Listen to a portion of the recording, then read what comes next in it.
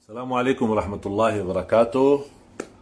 Alhamdulillah bisa bergabung kembali setelah beberapa hari kita sibuk dengan kedatangan tamu dari kalangan umara maupun kalangan ulama, dan Alhamdulillah bisa kita bersama-sama mendapatkan hikmah dan belajaran.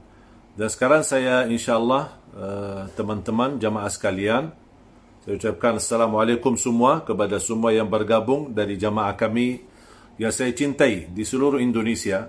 Dan saya ucapkan ribuan terima kasih kepada seluruh jamaah yang telah memberikan doa, perhatian yang luar biasa. Semoga insyaAllah dibalas oleh Allah SWT kebaikannya dan turut atas perhatiannya. Saya ucapkan ribuan terima kasih para asatiz, para ulama, para habaib dan seluruh kalangan termasuk dari para pejabat negeri kita yang dicintai dan kita sama-sama memuliakan. Dan Alhamdulillah dalam kesempatan ini, malam ini saya akan live bersama tercinta Bapak Gubernur. Dan Alhamdulillah saya bisa berlangsung. Alhamdulillah. Sambung. Alhamdulillah, bersyukur. Inilah hasil sabar, pasti dapat yang baik. Judulnya belajar kesabaran. Allah langsung kasih kontan. Alhamdulillah. Kemacetannya untuk tadinya saya juga udah gimana nih, tapi karena temanya sabar saya coba berdoa dan alhamdulillah saya sehat-sehat ya. Alhamdulillah sehat walafiat. Terima kasih Bapak Gubernur Ridwan Kamil. Sebenarnya Pak Gubernur, saya sebenarnya bukan anggap hanya sebagai pemimpin, tapi sebagai saudara, bahkan sahabat. Kalau boleh dibilang abang. Karena saya kan lebih muda. Saya umur berapa? Sekarang 44. Oh, alhamdulillah. Ya, saya 49, beda 5 tahun. Kita terakhir ketemu, saya kan jadi khotib nikah putranya Pak Kapolda ya? Iya, Pak Kapolda. Apalagi Pak Kapolda Barudi sebenarnya luar biasa. Perhatian, perjuangan, khususnya untuk pesantren kami yang di daerah Cipanas, di depan Istana Cipanas, yang kemarin kita sudah selesai bangunan di bulan Ramadan, tapi karena COVID-19 kami tidak bisa meresmikan. Dan memang niat saya sebenarnya melalui Pak Rudi, saya mau undang Bapak untuk peresmian, cuman karena qadarullah ujian COVID ini kita tunda. Dan belum beraktivitas sampai hari raya Idul Fitri. Hari raya Idul Adha baru kita bisa salat bareng berjamaah ketika sudah buka normal baru. Kemudian kita bisa beraktivitas dengan jaga jarak karena posisi pesantren kami berhadapan berseberangan dengan Istana Cipanas. Sama sama dengan asramanya Brimob yang ada di daerah itu di Cipanas. Mudah-mudahan kita saling doakan, kita ikhtiar agar pandemi ini lekas selesai. Karena kebetulan saya jadi relawan vaksin juga, mudah-mudahan hasilnya lancar. Dan kalau darah saya naik, imunitasnya sampai 90%, maka vaksin itu, ikhtiar dunia kita ini dianggap berhasil dan awal tahun depan semua bisa dibagikan sehingga kita bisa normal lagi, insya Allah. Mohon doanya. Amin, insya Allah, amin. Saya kembali ke yang tadi. Ya. Kembali ke yang tadi. Jadi apa tadi kepotong inspirasi hijrah ke Indonesia itu? Sebenarnya saya kenal Indonesia dari cukup lama, sejak ini bisa dikatakan dari tahun 98. Cuman tidak terlalu ada niat untuk berpindah atau bisa menetap, kecuali di 2008 ketika saya diajak ke Indonesia untuk silaturahim, bisa mengenal keluarga karena saya mendapatkan berita saya punya saudara bisa dibilang keponakan, beliau sebagai ketua lembaga yang khusus untuk keturunan dan nasab. Kalau di Indonesia kan ada Rabita Alawiyin yang berkait darahnya dengan nasab turunan Nabi Muhammad SAW. Ada juga keturunan nasab-nasab dari kabilah-kabilah, suku-suku dari Hadramaut. Karena suku dari Hadramaut ada yang disebutkan kata keturunan Syekh, ada yang disebutkan keturunan Habib. Dan jumlahnya banyak di Indonesia ya? Ya, dan cukup banyak di Indonesia yang Habib maupun non-Habib. Dan kebetulan ketika saudara saya memiliki niat untuk mendata seluruh keluarga fam Jaber yang ada di dunia ini, maksudnya di negara manapun. Kabilah Jaber. Ya, dari fam Jaber ini ternyata kami mendapatkan sejarah ada cukup banyak di Indonesia. Yang terbanyak ada di Lombok, kemudian ada di Cirebon, Madura, kemudian juga di di Malang, di Surabaya, di Bumi Ayu, kemudian juga di Jakarta. Ada juga sebagian di Bogor. Ketika kami mendapatkan informasi, saya menjadi penasaran untuk bagaimana bisa bertemu dengan keluarga besar kami yang ada di beberapa daerah.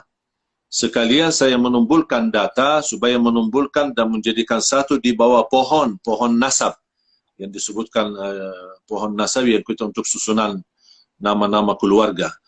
Dan ternyata walaupun ibu saya tidak pernah cerita asal-usul dari jaringan ibu saya sendiri, ternyata ayah daripada ibu saya kelahiran Lombok.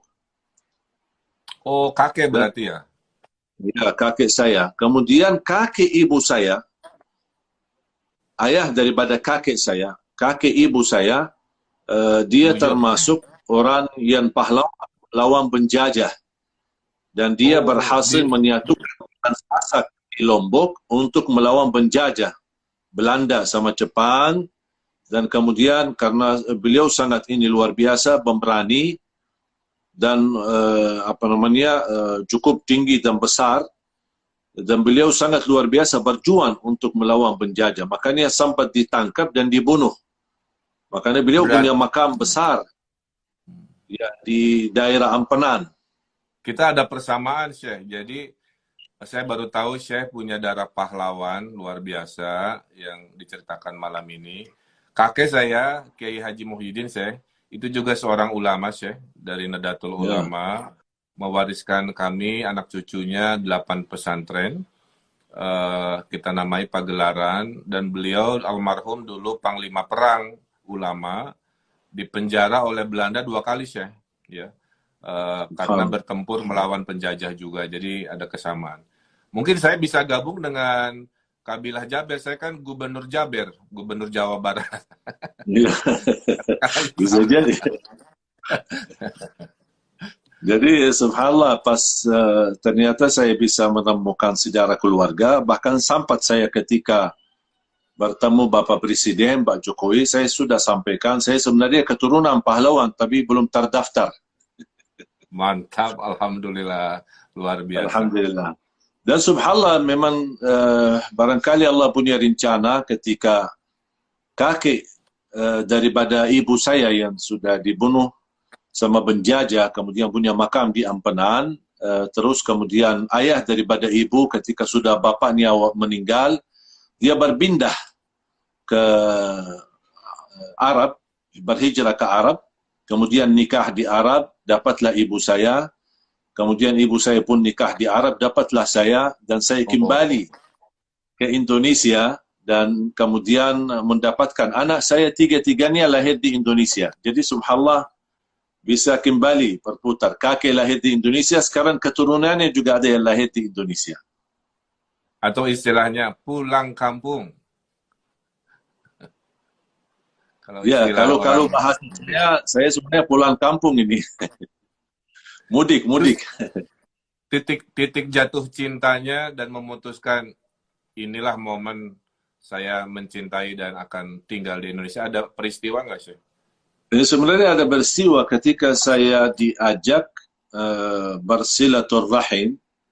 Ada seorang dari kalangan keluarga, walaupun tidak terlalu dekat dari jarak keluarga, bukan keluarga yang akrab, tapi ada hubungan keluarga, tinggal di daerah Menteng.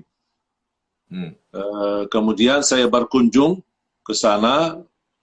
Saya pun kaget melihat posisi rumahnya bersebelahan dengan satu tembok dengan rumah dubes Amerika yang ada di daerah Menteng. Kemudian saya silaturahim. Beliau cukup tua, namanya Pak Ali, Haji Ali. Kemudian ketika saya silaturahim di sore hari, beliau menyampaikan habis kita dijamu, ayo, saya waktu itu belum begitu bisa bahasa Indonesia. Masih kalimat-kalimat sangat sederhana, apa kabar, bagus, mau kemana, aku cinta kepadamu. Itu aja yang saya hafal. Jadi beliau pas mendekati maghrib, beliau ajak saya untuk salat maghrib di Masjid Agung Sunda Kelapa, Menteng. Oh ya, masjid bersejarah. Nah, pas begitu saya ke sana, pas kita mau masuk masjid, di waktu yang sama bertemu dengan almarhum Bapak Haji Saiful Hamid sebagai selaku ketua umum Dewan Masjid Agung Sunda Kelapa waktu itu 2008. Dan ketika 12 tahun. Ya, ketika beliau pendamping saya atau yang bersama saya dari keluarga itu menyampaikan ini tamu keluarga dari Madinah. Beliau langsung sebagai pengurus masjid menambil kesempatan, oh Madinah, imam, jadi imam. Dia minta jadi imam. Yang saya faham cuma imam, faham jadi imam. Jadi saya belum bisa bahasa Indonesia. Cuma kata imam kan bahasa Arab juga. Betul. Kan bahasa Indonesia itu gabungan dari bahasa Arab, Senin, Selasa, Rabu, Kamis, Jumat, gabungan dari bahasa Belanda, kantor, makelar, itu bahasa Belanda. Bahasa Portugis, hari Minggu, itu. Jadi memang bahasanya kaya dan campur. Seperti kata nikah lagi, kan nikah bahasa Arab, lagi bahasa Indonesia. Iya. Saya belajar sedikit bahasa Arab, lagi les, supaya bisa nanti ngobrol bahasa Arab dengan saya juga. Alhamdulillah. Saya cuman bisa bilang ana masrurun biliqaikum. Nah, itu. Masya Allah. Luar biasa. Jadi ternyata pas saya masuk Masjid Sunda Kelapa, menurut saya di situ perubahan sejarah saya di Indonesia. Di situ perubahan, bisa dikatakan perubahan nasib, perubahan perencana Allah Subhanahu Wa Taala, kun fayakun. Karena 2008, apalagi waktu itu saya datang pertama kali masih bulan Syaban, di ujung bulan Syaban, nampaknya ketika saya jadi imam Maghrib dan Isya, tersentuh mereka dan terharu, dan mereka meminta. Dan kebetulan waktu itu salat Isya diikuti dan dihadiri oleh Pak JK, waktu itu masih wakil presiden. Dan beliau menyampaikan melalui pengurus masjid untuk berkenan bisa jadi imam sekalian di bulan Ramadan yang sebentar lagi akan kita sambut bulan Ramadan waktu itu. Dan Alhamdulillah bisa jadi imam tarawih tahun 2008, imam tarawih lagi diminta 2009, diminta lagi 2010. Sambil saya menjadi imam tarawih, sambil buka majlis tahsinut tilawah, belajar ngaji bagi jamaah umum yang belum bisa melancarkan bacaan, karena apalagi bahasa saya sangat terbatas.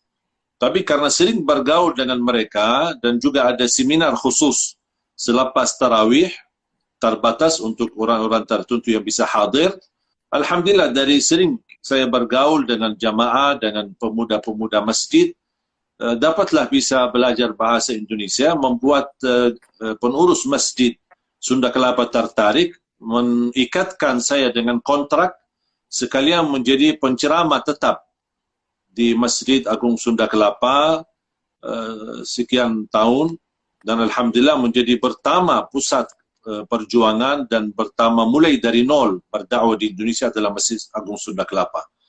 Dan subhanallah berjalan waktu sampai tahun 2011 ketika saya diundang buka puasa bersama di diaman Bapak Marzuki Ali waktu itu, di rumahnya beliau, di diaman waktu masih beliau ketua DPR RI. Kemudian dihadiri waktu itu acara oleh tokoh-tokoh negara termasuk Bapak Presiden, Bapak SBY waktu itu. Dan saya ditugaskan untuk mengisi kultum. Ternyata pertemuan ini juga termasuk perubahan sejarah bagi saya dan bisa membawa nasib yang baik. Karena ketika saya mengisi acara, tertarik Bapak Presiden dengan penampilan, sampai kata beliau, ini bukan Habib Indonesia. Saya sampaikan, ya, saya bukan Habib Indonesia, tapi saya dari Madinah.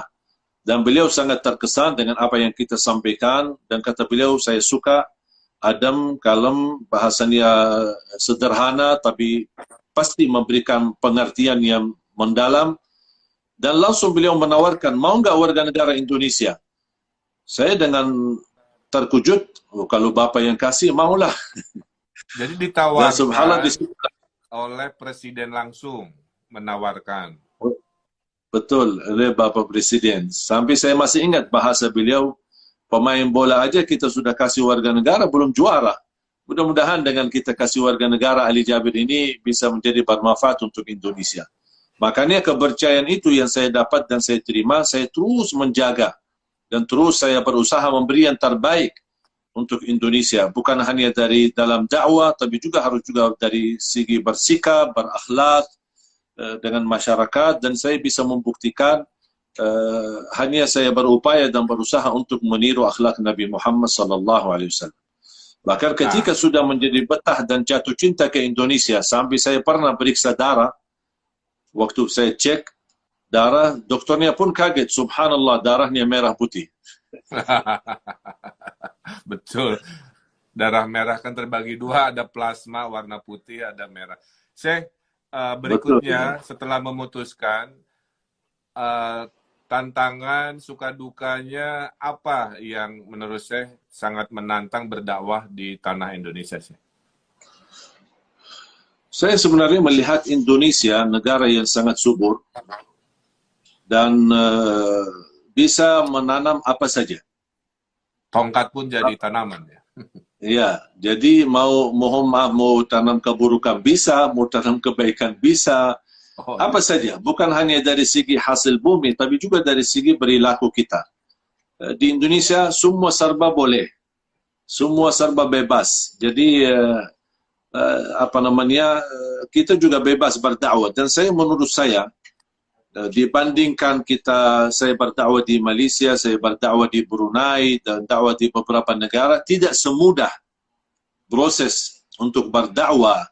Dan begitu antusias dari masyarakat, begitu sangat haus untuk belajar, sangat haus kemudian untuk menuntut ilmu, kemudian belum lagi masalah keramaian, begitu luar biasa keramaian jamaah untuk menghadiri acara majlis ta'lim. Majlis ta'lim luar biasa, ribuan bahkan ratusan ribu majlis ta'lim, ratusan ribu masjid-masjid dan musalla.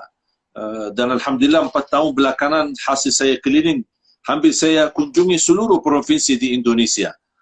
Dan saya bisa menemukan peningkatan perhatian kepada Al-Quran khusus di kalangan anak-anak. Di 4 tahun belakangan ini luar biasa sangat meningkat. Dan saya sendiri sudah meresmikan lebih dari 100 pesantren yang saya pernah kunjungi, saya datangi, belum lagi rumah-rumah tahfiz. Makanya kami membangun target kami untuk Indonesia, mencetak 1 juta menghafal Al-Quran untuk Indonesia, yang insyaAllah bacaannya sesuai bacaan Nabi Muhammad SAW. Dan Alhamdulillah program itu sudah jalan. Dan insyaAllah membangun 100 markas, menjadi salah satu upaya dan ikhtiar 100 markas yang melahirkan 1 juta insyaAllah. Dan di antara upaya kami, dan sambat kami coba menghadirkan para imam-imam tarawih dari Timur Tengah, dan kita bagi ke beberapa daerah. Dan Alhamdulillah ini membuat juga termotivasi banyak pemuda-pemuda yang sesudah itu muncullah pemuda-pemuda qari'-qari'ah yang termasuk pemuda yang jadi imam khususnya di daerah Jawa Barat, yang sudah mereka diikuti dan diperhatikan dari segi bacaan mereka. Dan ini menurut saya Alhamdulillah kami dapat menjadi wasilah membangun sebuah sunnah hasanah, sebuah gerakan yang baik yang bisa membawa manfaat dan maslahat untuk negeri kita Indonesia tercinta. Syekh, saya mau bikin pengakuan. Di pertemuan kita dulu waktu saya wali kota, ada semangat Syekh tentang tahfiz Quran, ya, termasuk ke orang yang tunanetra dan lain-lain. Sehingga waktu saya gubernur, saya membuat programnya namanya Syadesha. Satu desa, satu penghafal Quran, satu hafiz Quran. Di Jawa Barat itu saya ada 5.300 desa. Saya bercita-cita selama 5 tahun saya jadi umaro, saya ingin setiap desa di Jawa Barat punya hafiz Quran.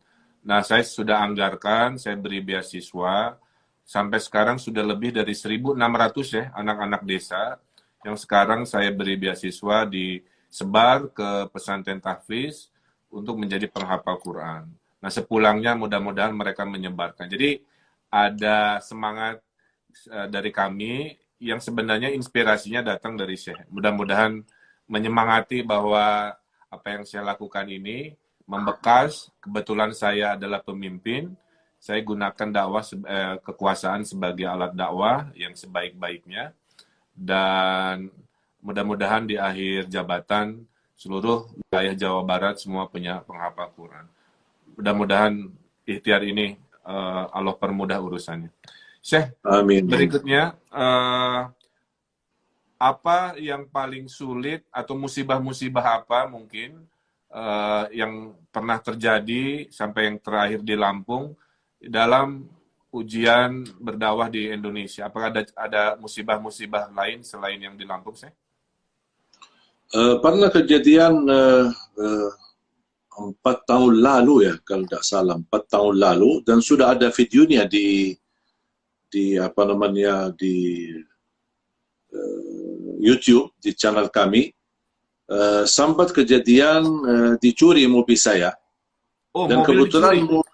ya, dan mobil ini sebenarnya saya dapat sebagai hadiah dari seorang jamaah, mobil Innova, karena saya tidak pernah pakai mobil, biasanya antar dijemput sama jamaah dari mana-mana. Dan sampai itu saya diniatkan untuk ini karena beraktivitas dakwah sering ke sana kemari. Makanya beliau meniatkan, bismillah, ini mobil silahkan pakai karena saya ingin ikut beramal untuk pribadi Syekh maupun untuk dakwah, karena sering kita gunakan mobil untuk bagi-bagi kurma di bulan Ramadan, bagi-bagi Quran dan lain sebagainya. Dan subhanallah pas saya mobilnya diparkir di depan pesantren kami yang ada di Kampung Melayu di Jalan Jatinegara Barat, kami punya gedung walaupun masih sewa, tapi alhamdulillah bisa menjadi pusat pendidikan Al-Quran di daerah Jakarta. Gedung 4 lantai sekalian asrama. Dan subhanallah pas diparkir mobilnya di situ, kemudian masuk ke musalla untuk salat musalla di pesantren untuk salat subuh. Dan di situ ada juga penjaga keamanan, security, satpam. Tapi nampaknya security mungkin karena dia jaga malam, mungkin terlalu capek pas mendekat subuh, atau mungkin dia sudah salat subuh duluan, tidak bergabung sama kita salat jamaah, dia habis itu tidur. Dan subhanallah kejadiannya ada CCTV yang bisa merekam kejadian itu. Sampai ada 4 orang datang bisa membuka atau membongkar mobilnya, dan kemudian sampai ada 1 orang menjaga jangan satpam bangun tiba-tiba atau apa. Oh, komplotan nggak 1 orang, saya. Iya, jadi mereka apa namanya terlihat dalam video, setiap mereka berusaha membuka, takut ada krik-krik suara-suara ini terus membuat satpam bangun, tapi ternyata satpam ini luar biasa, tidurnya khusyuk, tidak bisa mendengar apa-apa. Sampai dia mereka berhasil membawa mobil. Ketika saya keluar dan mobilnya tidak ada, saya sudah meyakinkan barangkali mungkin ada supir atau mungkin salah satu di pesantren, mungkin dia bawa kemana lah gitu untuk ambil buat sarapan kah atau apa. Jadi saya tidak membayangkan kehilangan mobil karena ada penjaga, ada ini semua, dan membayangkan. Pas begitu teman yang penanggung jawab di masalah keamanan di CCTV, beliau menyampaikan kehilangan mobil saya dicuri. Saya langsung sudah meyakinkan mobil saya pasti sudah dicuri. Makanya saya langsung ucapkan sebagaimana saya belajar dari hadis Rasulullah SAW, Alhamdulillah, inna lillahi wa inna ilaihi raji'un. Dan ini yang selalu saya ajarkan kepada jamaah. Ketika ditimpa musibah, sering yang saya dengar di Indonesia selalu inna lillah. Itu sebenarnya benar, tapi belum sempurna. Yang sempurna adalah alhamdulillah dulu, baru inna lillah wa inna ilaihi raji'un. Kenapa alhamdulillah? Karena yang kita dapatkan musibah. Ketika kita ucapkan alhamdulillah, dan disitulah indahnya alhamdulillah ketika ditimpa musibah. Beda alhamdulillah saat kita lagi senang. Dapat berita baik, alhamdulillah. Dapat rezeki, alhamdulillah. Dapat anak, alhamdulillah. Tapi kira-kira bersedia enggak mengucapkan alhamdulillah ketika ada orang meninggal? Orang tua misalnya, atau ada musibah, atau terkejut dengan berita menduka. Jadi bisa enggak kita masih ucapkan alhamdulillah? Dan itulah di situ terlatih bagaimana menjadi orang ikhlas menerima takdir Allah Subhanahu wa taala. Dan di situ saya belajar apapun musibah yang saya hadapi, kecil besar, sambil kalau istri saya telefon, ini anak lagi sakit, tolong diantar ke rumah sakit, alhamdulillah, inna lillahi wa inna ilaihi raji'un. Alhamdulillah, inna lillahi wa inna ilaihi raji'un. Apapun itu selalu sikap saya. Ketika sudah memastikan mobilnya hilang, saya mengucapkan alhamdulillah, artinya masih saya ridha terhadapmu ya Allah, walaupun diuji dengan kehilangan mobil saya. Ya Allah, alhamdulillah saya masih berkenan memujimu dengan segala pujian. Karena alhamdulillahirabbil alamin, kata itu mewakili segala pujian. Artinya bagi orang awam yang tidak bisa memuji Allah dengan perkataan yang indah, cukup dengan satu kalimat mewakili semua pujian. Alhamdulillahirabbil alamin. Makanya bahkan berkata alhamdulillah termasuk doa. Karena Rasulullah SAW bersabda, afdalud doa, sebaik-baik doa adalah alhamdulillahirabbil alamin. Makanya selalu kita tingkatkan kalimat ini. Berubah doa, walaupun kita tidak minta. Karena doa itu ada dua arti. Doa isinya minta atau doa tidak ada minta. Yang isinya minta, doa masalah. Meminta sesuatu. Tapi kalau tidak ada isi minta, termasuk doa ibadah. Dan salah satu doa ibadah, sebagaimana di surah Al-Fatihah, alhamdulillahirabbil alamin. Habis saya sudah membaca alhamdulillah, inna lillahi wa inna ilaihi raji'un, alhamdulillah dapat ketenangan. Tenang hati saya. Baru saya berdoa, ya Allah, kalau memang orang ini yang mencuri mobil saya, ternyata betul-betul ini untuk kebutuhan dia, kebutuhan keluarga, karena dia sedang susah banget dan terpaksa, dia bukan mau tapi terpaksa dalam kondisi ekonominya, terpaksa dia mencuri mobil. Ya Allah, mudah-mudahan mobil itu menjadi bermanfaat bagi dia dan keluarganya dan menutupi kebutuhannya, dan mudah-mudahan tidak terulang lagi. Tapi ya Allah, seandainya yang mencuri mobil ini ternyata maling istiqomah. Ya Allah, mohon dibukakan pintu taubat, ampuni dosanya, dan dia bertaubat, tidak perbuatan kembali lagi, perbuatan pencurian lagi. Ternyata subhanallah, sesuai berita dari Polda Metro Jaya, tidak sampai mungkin 1 atau 2 minggu, orangnya ditangkap, dan ternyata sudah terbukti maling istiqomah, bukan maling untuk menutupi kebutuhan. Karena di 1 bulan mereka mencuri 35 mobil. Innalillahi. Ya, makanya subhanallah. Jadi kalau intinya kesimpulan, ya, kalau kami mendapat rezeki, kesenangan, kita cukup alhamdulillah.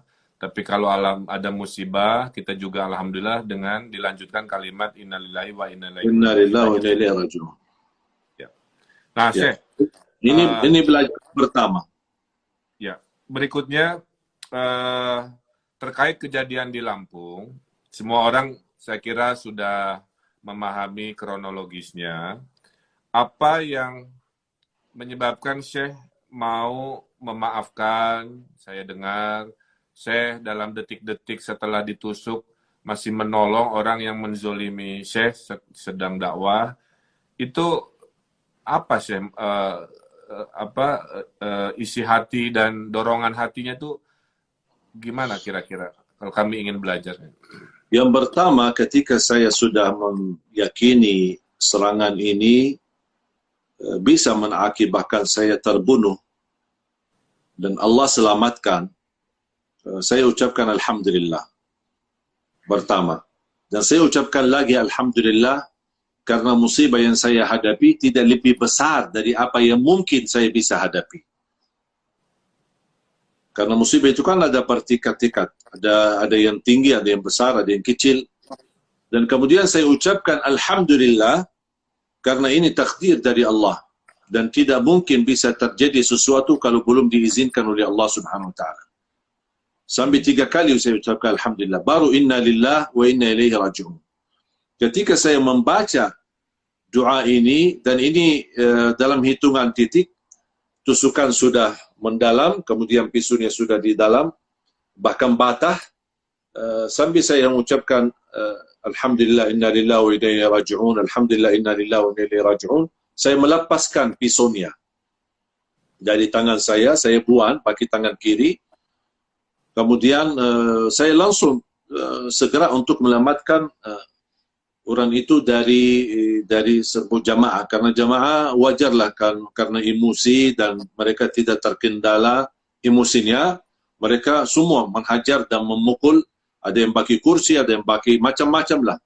Dan saya langsung turun untuk menyelamatkan, karena saya punya prinsip akhlak Nabi Muhammad tidak seperti itu, dan saya hanya ingin meniru Nabi Muhammad SAW. Dan menurut saya, kasus seperti ini adalah tusukan kepada saya sebagai seorang hamba atau sebagai rakyat Indonesia, Ali Jabir. Berarti yang tertusuk di sini adalah diri saya. Kemudian, kalau saya melihat ingin meniru akhlak Nabi Muhammad, saya belajar kalau Nabi Muhammad SAW sendiri tidak pernah menguntungkan dirinya atau memenangkan dirinya dalam kasus apapun yang menimpa dirinya sendiri. Oh, untuk urusan Kalau pribadi. hal terkait kalau hal terkait umat, terkait misal Quran, terkait hak Allah, Rasul marah, bahkan tegas. Tapi ketika kalau ada hal terkait dirinya, ada orang menghina dia, menzalimi dia, caci maki dia, memfitnah dia, bahkan sambil membuang kotoran unta di atas kepalanya ketika dia sujud di waktu di Makkah di depan Ka'bah, Rasul tidak pernah mencari keuntungan buat dirinya, memenangkan dirinya untuk mengambil haknya. Dia Rasul SAW lebih mengutamakan dan mendahulukan pemaaf kalau kasusnya untuk dirinya sendiri. Tapi kalau terkait dengan hak Allah, Rasulullah SAW tidak pernah tawar-menawar dalam hal yang terkait dengan hak Allah SWT. Dan ketika saya melihat kejadian ini, bukan kehinaan untuk Al-Quran, bukan kehinaan untuk Islam, bukan kehinaan kepada Allah SWT atau terkait dengan hak Allah, ini yang tertusuk adalah diri saya, tubuh saya. Makanya saya merasa di sini, saya tidak mau memenangkan diri saya. Kalau saya marah, berarti saya tidak mengikuti akhlak Nabi Muhammad. Dan kemudian, upaya saya hanya ingin meniru akhlak Nabi Muhammad. Yang kedua, seandainya kalau saya marah, dan kemudian malah justru menyuruh jamaah untuk serangi anak itu, mukul dah dia, hajarlah dia, bahkan bisa dibunuh, bisa mati. Berarti di posisi saya dari dizalimi, saya akan menjadi orang zalim. Karena balas dendamnya. Ya, Islam mengizinkan boleh balas. Tapi mohon maaf, coba kita segera logika akal. Kalau ada orang menzalimi kita, ini kita bicara seperti manusiawi. Kalau kita mau balas, bisa nggak dipastikan balasan kita tidak akan melebihi dari apa yang menimpa kita? Bisa nggak dijamin? Ya. Jangan-jangan lebih besar ya, Syekh. Itulah yang membuat saya lebih baik, saya di posisi dizalimi daripada menzalimi. Saya lebih baik tidur, orang menghina saya, caci maki saya, menzalimi saya, daripada saya balas. Mungkin orang berkata hina saya kepada satu kalimat, tapi karena namanya manusia, apalagi emosi, tidak mungkin bisa membalas dengan satu kalimat. Mungkin bisa balas 10 kalimat. Makanya daripada kita membalas dengan adil, atau bisa dikatakan membalas kezaliman yang sama, ternyata kita menjadi orang zalim. Bukan hanya membela diri dari kezaliman. Syekh, saya diajari ibu saya, ada 4 nilai dalam kehidupan, katanya, kalau kebaikan dibalas dengan keburukan, itu namanya zolim. Mudah-mudahan kita dijauhkan. Kalau kebaikan itu namanya kewajaran, sesuatu yang memang sudah seharusnya. Tapi kalau keburukan dibalas lagi, bukan namanya balas dendam, tidak akan ada selesainya. Tapi yang terakhir adalah kalau keburukan dibalas dengan kebaikan, maka itu adalah kemuliaan. Jadi saya kira Syekh melakukan yang keempat, terjadi keburukan ke pribadi Syekh, tapi Syekh balas dengan kebaikan. Dan hati menjadi lebih tenang ya Syekh ya?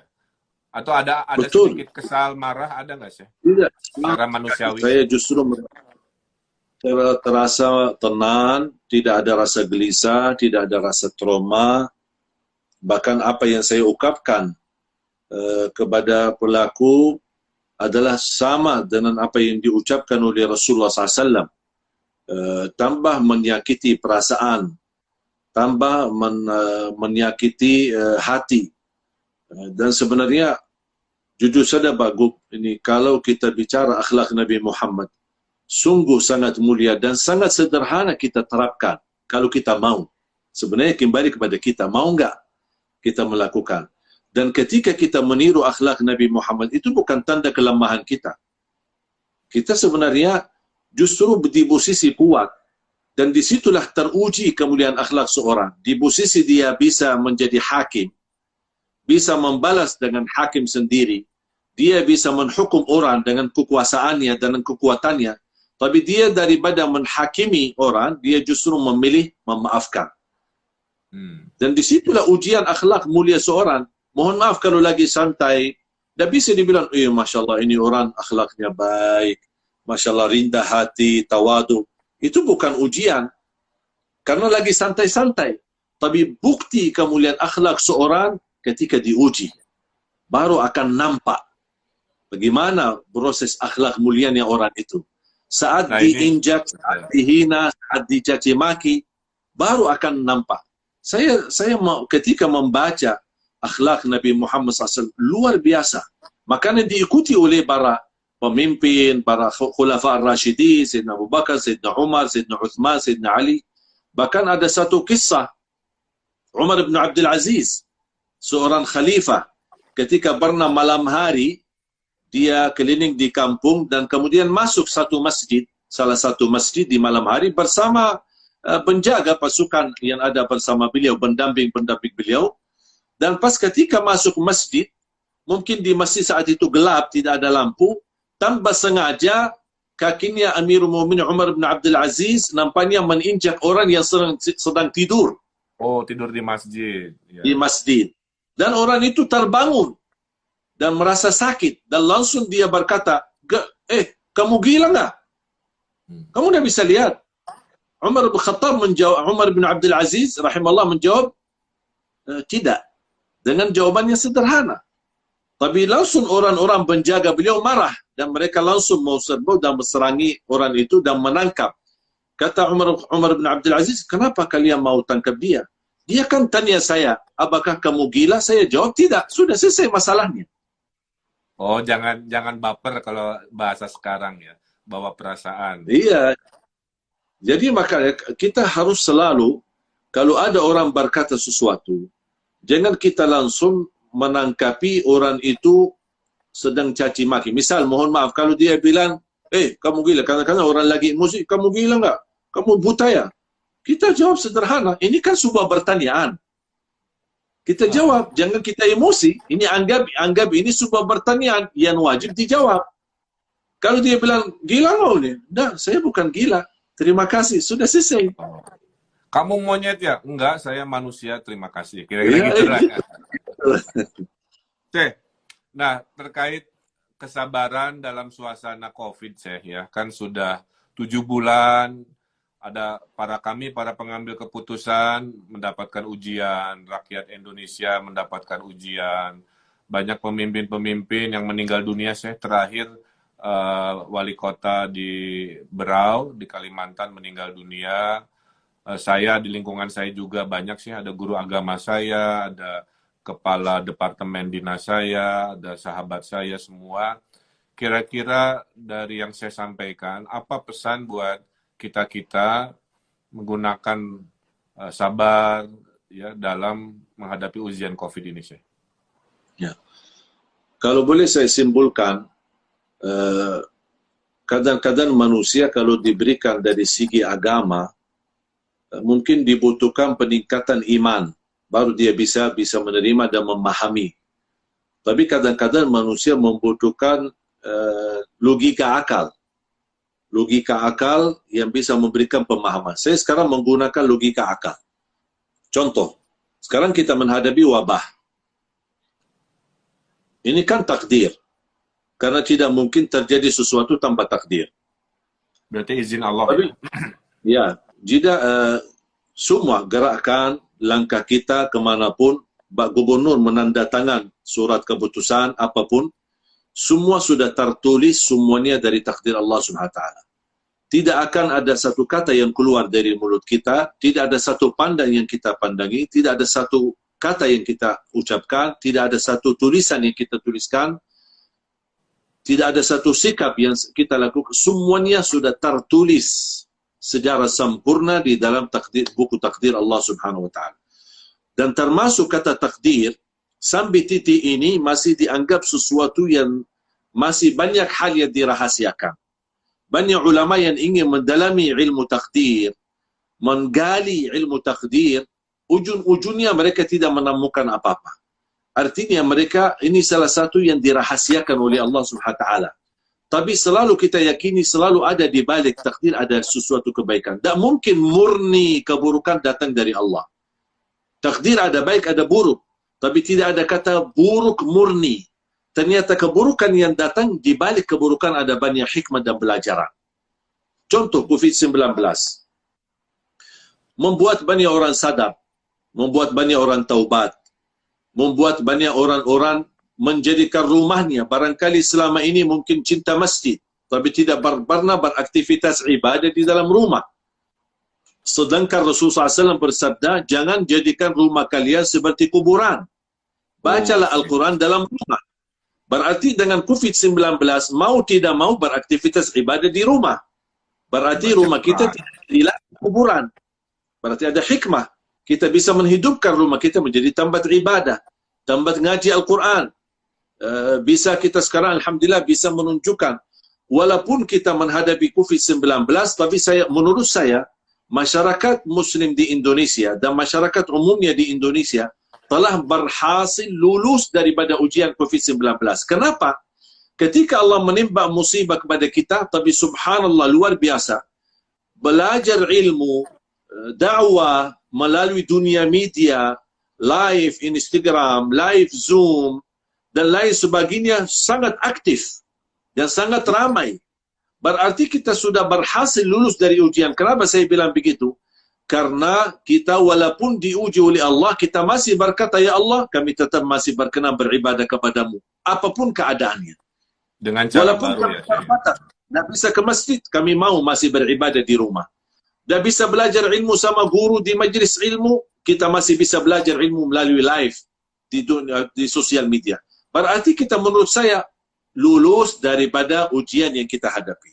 Jadi artinya kita harus melihat juga sisi-sisi positif dari setiap ujian yang Allah berikan lah, kira-kira begitu.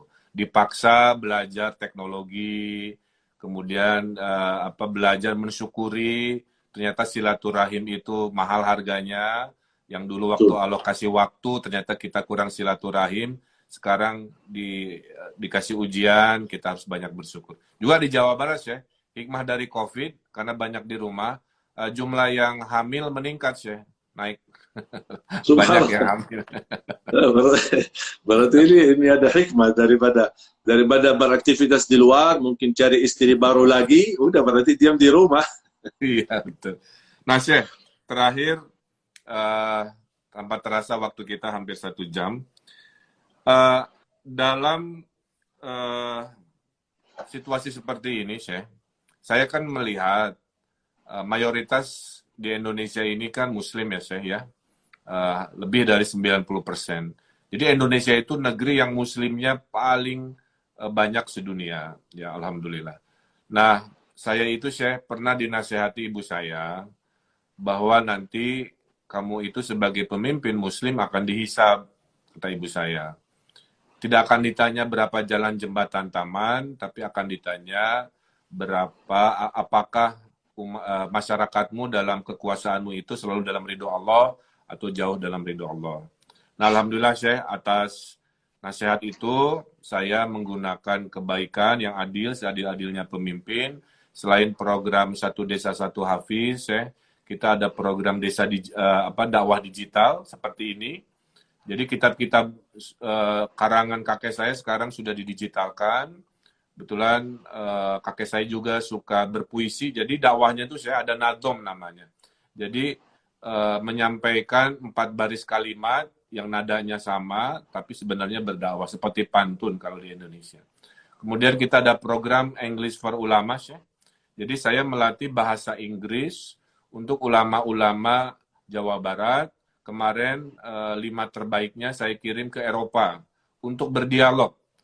Sehingga kedamaian, pemahaman, pengertian bisa lahir karena kita sering berkomunikasi.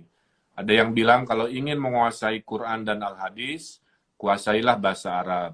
Tapi kalau ingin menguasai dunia, salah satunya kuasai bahasa pergaulan, yaitu bahasa Inggris. Kemudian kita ada program satu pesantren, satu produk, Syekh. Jadi pesantren saya modali, sudah 1.200 pesantren, untuk bisa berusaha sehingga bisa mendapatkan tambahan income. Jadi sekarang di Jawa Barat ada pesantren yang punya pabrik roti, pabrik sabun, sehingga menghidupi ekonomi lokalnya. Kemudian kita ada program maghrib mengaji, setiap maghrib sampai isya, untuk menghindari anak-anak jangan main game, main HP terus. Kita juga terus ada subuh berjamaah, tapi agak terhambat karena COVID di masjid-masjid tertentu. Dan terakhir kita ada program kredit mesra tanpa bunga, tanpa agunan sesuai syariat Islam. Syaratnya hanya rajin ke masjid atau rumah ibadah. Kalau dia minta 1 juta rupiah, kami wajibkan hafal dulu 1 juz Al-Quran. Kalau dia pinjamnya 30 juta rupiah, mohon maaf, berarti harus hafal dulu mengaji 30 juz. Nah inilah terjemahan nasihat-nasihat ibu saya, bagaimana Jawa Barat dimaksimalkan dakwah Islamnya dengan melalui kekuasaan yang Allah berikan sementara. Karena saya menyadari, ibu saya mengingatkan, jadikan gubernur itu sebagai ibadah. Wa ma khalaqtul jinna wal insa illa liya'budun. Jadi saya tidak memegang kekuasaan, ini hanya kesementaraan. Qulillahumma malikal mulki tu'til mulka man tasya wa tanzi'ul mulka mimman tasya. Nah, itu dengan khairunas anfa'uhum linas, ya, menggunakan kekuasaan yang sementara, niat ibadah untuk kebermanfaatan. Jadi saya kalau nggak jadi gubernur, insya Allah banyak panggung-panggung kebaikan yang Allah akan berikan kepada saya. Tapi kalau Allah takdirkan saya terus melayani umat sebagai umaro, saya akan istiqomah. Tapi kalau tidak, kembali ke posisi yang bukan pemerintahan juga, insya Allah tetap semangat khairunas anfa'uhum linas. Nah, ada satu pertanyaan, Syekh, terkait jenis dakwah. Kan ada yang tadi banyak mengapresiasi Syekh, sangat lembut, sangat kalem gitu. Tapi kan di sisi lain juga ada beberapa pendakwah yang bahasanya keras, kadang-kadang membuat ramai, tafsir jamaah jadi beda-beda. Ada juga pendakwah yang ikut berpolitik misalkan, ya, mendukung kelompok A, tidak mendukung kelompok B misalkan dalam politik. Sehingga jamaahnya terbelah. Yang tadinya merasa dakwahnya diterima, sekarang merasa karena ikutan berpolitik, maka saya nggak ikutan lagi dakwahnya. Nah ini gimana, Syekh? Pandangan saya sebenarnya yang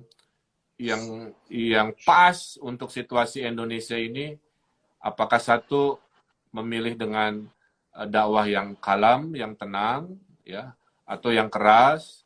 Kedua, apakah lebih baik ulama itu netral atau sebaiknya memang berpihak dalam politik praktis? Kira-kira pandangan saya gimana? Ya. Pandangan saya adalah pandangan Nabi Muhammad SAW. Saya selalu berusaha apapun yang saya lakukan, saya usahakan semaksimal mungkin meniru Nabi Muhammad SAW. Rasulullah SAW bersabda di hadis yang sahih, "Ma kana al-linu fi syai'in illa zana." wa ma nuzi'a min syai'in illa syana. Tidak pernah kelembutan dan kehalusan dalam satu perkara. Apa itu saat berdakwah, saat bermuamalah, berhubungan dengan lingkungan, tidak pernah kelembutan dan kehalusan dibawakan selalu dalam bersikap. Pasti akan menghiasi segala perkara. Tapi kata Rasulullah, ketika kelembutan itu dicabut dari satu perkara, akan menjadi hal perkara itu tambah ada hiasan. Artinya tidak ada keindahan di dalamnya. Dan ketika kita berdakwah sebenarnya mewakili Nabi Muhammad SAW. Mohon maaf difikirkan kata mewakili Nabi Muhammad SAW. Seorang pemimpin sebenarnya mewakili Nabi Muhammad karena Nabi Muhammad pernah jadi pemimpin. Dan kemudian sebagai pendakwah mewakili Nabi Muhammad karena Nabi SAW adalah pendakwah. Sebagai ulama mewakili Nabi Muhammad, apalagi mereka adalah pewaris Nabi Muhammad SAW. Makanya tolong disampaikan apa pesan-pesan Nabi Muhammad SAW ketika dia berdakwah. Saya selalu menanamkan kepada jamaah kami dimanapun berada, silahkan belajar dari guru manapun dan ustaz manapun tanpa kita melihat latar belakang. Mau dia keras, mau dia lembut, mau dia bagaimana, tak usah kita lihat latar belakang. Tapi ambil isinya, ambil manfaatnya, dalamnya. Yang bermanfaat ambil, yang tidak bermanfaat buang. Yang bisa berguna buat kita sebagai umat ambil, yang tidak berguna buang, tanpa kita menyalahkan siapa-siapa. Kita harus bersikap. Misal contoh, kalau Pak Gubernur memperhatikan kemarin broadcast saya sama Mas Dedi, saya sebenarnya tidak menonton acara itu karena bukan target saya melihat kesenangan orang atau kesukaan orang, itu bukan target saya. Saya selalu mencari ridha Allah. Saya tidak peduli menilai apa nilai manusia, apa kata manusia. Tapi saya selalu berkata apa kata Allah Subhanahu wa taala dengan perilaku saya. Ketika ada orang menyampaikan like sudah sampai lebih dari 1.200.000. Kemudian penontonnya bisa melebihi dari 14 juta yang menonton acara broadcast saya sama ini. Saya dapat info. Tapi beliau menyampaikan tapi dengan rasa kesal, dengan rasa kurang terima. Masih ada saja yang tidak like katanya. Sampai ada kalau tidak salah 5.000 atau berapa ya. Iya, Saya bilang ya. di YouTube, saya bilang sama beliau, emang kamu fikir seorang pemimpin atau seorang pendakwah ketika dia berusaha memberi yang terbaik, apakah kamu berfikir akan mendapatkan ridha seluruh manusia? Mohon maaf, Allah saja pencipta manusia belum tentu dapat ridha seluruh manusia.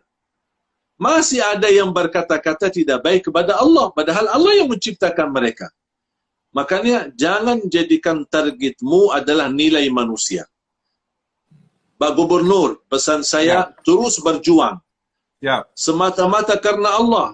Ada orang berkata macam jangan dianggap. Dengar, mungkin bisa dapat masukan. Dengar, tanpa diambil hati. Dengar, ada positifnya enggak? Ada hal yang bisa menjadi pelajaran, kita terapkan. Kalau ternyata hanya emosi dan hanya tujuannya caci maki, udah. Abaikan aja, tidak usah fikirkan. Dan itulah yang kita harapkan sebagai meniru akhlak Nabi Muhammad SAW. Selalu kita berusaha mengambil, jangan mengambil hati dan jadikan pujian manusia maupun kehinaan manusia bagi saya sama saja. Terima kasih, harus Syekh. dijadikan sama. Jadi memang keseharian saya, Syekh, ini contoh kalau mengandalkan omongan manusia tidak ada selesainya. Kita bekerja, kita diomongkan, apalagi tidak bekerja, kan kira-kira begitu. Kita mencoba adil, kata sebelah kiri kurang adil, kata kanan kurang adil. Nah, itu seringkali menjadi rutinitas saya. Contoh setiap bulan November, kalau saya memutuskan nilai upah untuk buruh, saya bilang nilainya sekian rupiah. Kata pengusaha, Pak Gubernur tidak adil, itu terlalu tinggi. Kata buruh, Pak Gubernur tidak adil, itu terlalu rendah. Jadi betul, tidak pernah 100% kita bisa memuaskan ridho manusia. Saya kira itu pelajaran terbesar. Saya juga mengucapkan terima kasih atas nama masyarakat Indramayu. Saya kan bantu ya, pemasangan lampu, di kampung-kampung di Indramayu, kalau tidak salah ada 115. Saya sangat terharu.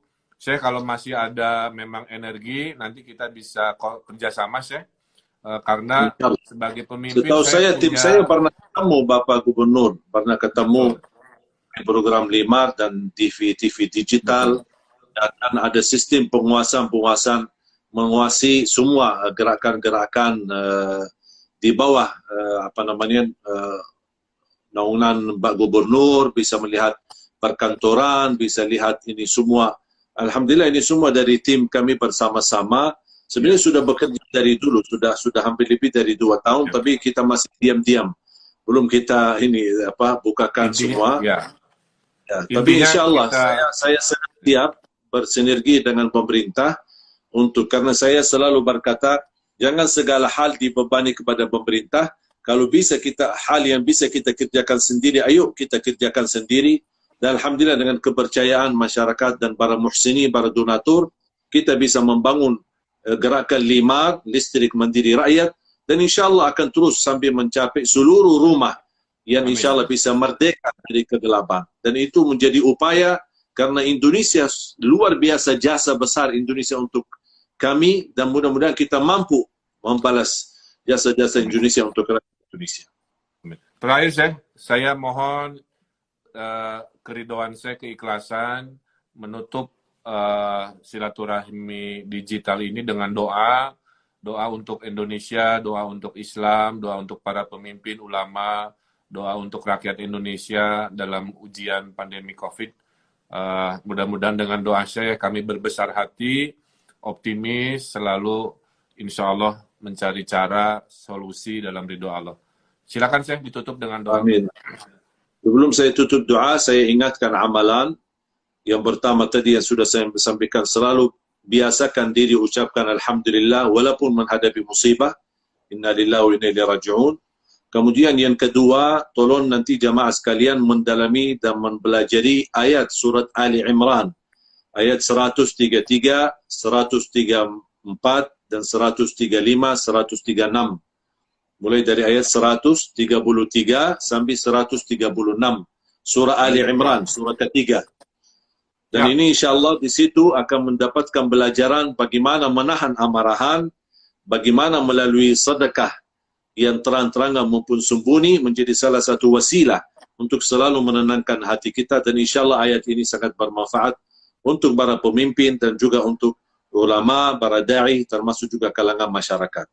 Terima kasih Pak Gubernur atas perhatian dan kesempatan ini. Mudah-mudahan pesan-pesan yang sama-sama kita bisa sampaikan dan perjuangan kita insyaAllah mudah-mudahan menjadi amal salih, menjadi saksi baik di hadapan Allah Subhanahu wa taala. Bismillahirrahmanirrahim. Alhamdulillahi rabbil alamin. Allahumma salli ala sayyidina Muhammad wa ala ali sayyidina Muhammad. Allahumma ya Allah ihdinas siratal mustaqim. Berilah kepada kami petunjuk pada jalan yang lurus. Hidupkanlah kami dalam keadaan iman, wafatkanlah kami dalam keadaan Islam, akhiri hayat kami dengan husnul khatimah. Ya Allah, ya Dzal Jalal wal Ikram, berilah kepada kami menjadi hamba yang benar-benar sungguh-sungguh meniru akhlak Nabi Muhammad SAW dalam segala kehidupan kami. Dalam kehidupan kami berkeluarga, dalam kehidupan kami saat kami memimpin rakyat, dalam kehidupan kami saat kami dimanapun berada, berupaya meniru akhlak Nabi Muhammad SAW yang terbukti akhlaknya agung dan akhlaknya mulia, bahkan terpuji ya Rabbal Alamin. Allahumma ya Allah, ampunilah segala kekurangan kami, ampunilah segala kesalahan kami. Orang yang menzalimi kami, menghina kami, menjelekkan kami, berkata-kata yang tidak baik terhadap kami, ya Allah, ampunilah mereka dan tutupilah aib-aib mereka. Ya Allah, kalau kami punya salah, punya kekurangan terhadap siapapun, keluarga kami maupun di kalangan masyarakat, ya Allah, ampunilah dosa dan kesalahan kami ya Rabbal Alamin. Satukanlah kami, damaikan di antara kami ya Allah, agar kami mampu tinggalkan perbedaan di antara kami. Boleh ada berbeda pendapat, tapi ya Allah jangan sampai menjadi permusuhan yang mengakibatkan berpecah belah di antara kami. Ya Allah, kami harap Indonesia makmur, berkah, damai, sejahtera di antara yang muslim, non-muslim, bersama-sama kita bisa bahagia di tanah air kami ya Rabbal Alamin. Amin. Ya Allah, ya Dzal Jalal wal Ikram, kami mohon dengan asma'ul husnamu, asma'ul husna dan nama-namamu yang agung dan mulia, Ya Allah, tolonglah kami agar segera terangkat wabah corona ini. Terangkat wabah ini bala ya Rabbal Alamin. Idfa' anna al-bala warfa' anna al-wabah. Ya Arhamar Rahimin. Ighfir lana wa liwalidina wa li jami'il muslimina wal muslimat wal mu'minina wal mu'minat al-ahya'i minhum wal amwat. Ya Allah, kuatkanlah para pemimpin kami. Kuatkanlah mereka lahir dan batin agar mereka mampu menjalani tugasnya dan sebaik-baiknya. Maafkan kekurangan mereka. Kalau ada kebijakan dari mereka yang barangkali belum pas, ya Allah, tapi betul-betul niat mereka yang terbaik untuk mereka. Mungkin kekurangan pandangan mereka atau kekurangan ilmu mereka. Ya Allah, maafkan kekurangan mereka. Dan upaya dan usaha mereka yang beri yang terbaik menjadi saksi baik di hadapan-Mu. Menjadi amal salih yang tidak terputus pahalanya ya Rabbal Alamin. Selamatkan para pemimpin kami agar mereka mampu menyelamatkan negeri kami Indonesia ya Dzal Jalali wal Ikram dari segala bencana, dari segala keburukan. Berikan kepada kami pemimpin yang takwa, yang adil, yang amanah, yang jujur, yang mampu menjadikan Indonesia baldatun thayyibatun rabbun ghafur, aman, nyaman, damai, sejahtera, makmur ya Rabbal Alamin. Ya Dzal Jalali wal Ikram. Rabbana ya Allah, jadikan pertemuan ini membawa barakah khususnya untuk Provinsi Jawa Barat, pemimpin Jawa Barat dan semua jajarannya. Ya Allah, jadikan mereka orang-orang hamba-hamba-Mu yang ikhlas. Ya Allah, sucikan hati mereka, sucikan langkah-langkah mereka. Ya Allah, pimpinlah mereka agar mereka mampu menjadikan Jawa Barat makmur, baldatun thayyibatun rabbun ghafur. Dan maafkan ya Allah kekurangan dan kesalahan mereka ya Dzal Jalali wal Ikram. Ya Arhamar Rahimin. Ya Allah, atas izin-Mu kami bersama bertemu di dalam acara live ini. Bersama masyarakat, bersama orang-orang yang mencintai kami. Ya Allah, berikan kepada kami kemuliaan. Sama-sama bertemu kembali di dalam surga-Mu, ya Allah. Amin. Bersama Muhammad sallallahu alaihi wasallam. Rabbana atina fid dunya hasanah. Wa fil akhirati hasanah wa qina adzaban nar. Sallallahu ala sayyidina wa nabiyina Muhammad wa ala alihi wa sahbihi baraka wa sallam. Walhamdulillahi rabbil alamin. Subhanakallahumma bihamdik. Asyhadu an la ilaha illa anta astaghfiruka wa atubu ilaik. Alhamdulillah. Syekh, saya sangat banyak ringan hati sekarang, lega. Insya Allah akan menguatkan semangat saya untuk mengambil keputusan-keputusan yang terbaik untuk masyarakat Jawa Barat, yang jumlahnya juga besar, Syekh, 50 juta manusia, dengan doa tadi. Dan terima kasih sekali lagi, mohon tidak kita bisa bertemu lagi, Syekh, ya, di lain waktu. Baik secara fisik seperti kemarin maupun secara digital. Salam hormat buat keluarga, Syekh. Waalaikumsalam warahmatullahi wabarakatuh. Assalamualaikum warahmatullahi wabarakatuh. Assalamualaikum warahmatullahi wabarakatuh. Alhamdulillah, saya bahagia sekali bisa barusan kita live hampir kurang lebih 1 jam 20 menit. Semoga insyaAllah bertemu ini bawa manfaat. Terima kasih kepada semua pencinta kami selama ini. Terima kasih doanya. Terima kasih jamaah sekalian di seluruh daerah Indonesia, yang khususnya pemuda-pemudi yang luar biasa selama ini memberikan luar biasa antusias dan perhatian melalui doa-doa. Ibu-ibu, bapak-bapak, para pemimpin negeri kita, para aparat keamanan di negeri kita tercinta, para ulama, para habaib, para kiai, para asatidz, dan seluruh ormas-ormas Islam yang selama ini memberikan perhatian yang sangat luar biasa. Semoga dibalas oleh Allah kebaikannya. Alhamdulillah saya membaik, sehat walafiat, dan insyaAllah melanjutkan perjuangan kami. InsyaAllah tanggal 1 Oktober saya akan safari dakwah di Riau dan sekitarnya. Dan insyaAllah tanggal 10 sampai 13 Oktober saya berada di daerah Malang. Dan seterusnya kita akan melanjutkan perjuangan-perjuangan untuk bersama-sama membawa Indonesia tetap menjadi aman, damai, sejahtera, makmur, barakah. Dan kita insyaAllah semaksimal mungkin melahirkan kadar-kadar dan para penghafal Al-Quran yang menjadi insyaAllah contoh baik, menjadi imam yang baik, menjadi akhlak seperti akhlak Nabi Muhammad SAW.